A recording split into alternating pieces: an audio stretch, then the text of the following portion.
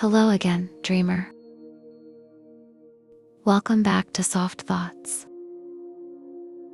If you're here tonight, I'd like you to think about your voice. Not the sound you hear when you speak, but the sound other people remember. Because what if your voice sounds different in everyone's memory? Let's wonder about that together. What if your voice sounds different in everyone's memory? You hear yourself every day, but someone else may remember your voice from a completely different moment. Maybe they remember you laughing so hard you could barely finish a sentence. Someone else might remember the way you said their name when they were having a difficult day. Someone might remember a quiet conversation you completely forgot. And somewhere in the world, there may be a person who can still hear your voice in their memory,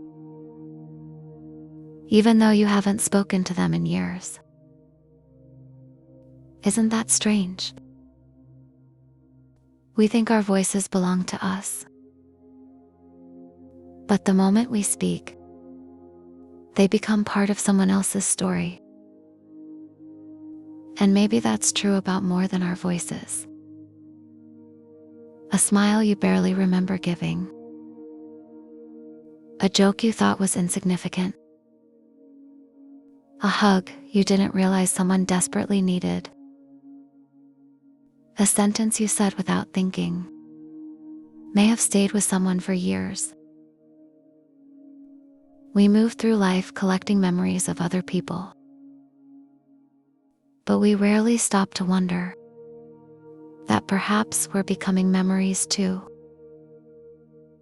Not in some grand or dramatic way, just quietly. In the mind of someone who once knew us. Maybe there is someone who still remembers the sound of your laugh. Someone who remembers how you looked when you were excited. Someone who can still picture you sitting across from them at a table. You may have forgotten that moment. They may not have. And perhaps that's one of the strangest things about being human. We are constantly becoming pieces of one another's memories, without ever knowing which moments will stay. So tonight, if you find yourself remembering someone, maybe wonder about this. What version of your voice lives in their memory? The comforting one? The silly one? The excited one? Or the quiet one? You'll probably never know. And maybe that's okay.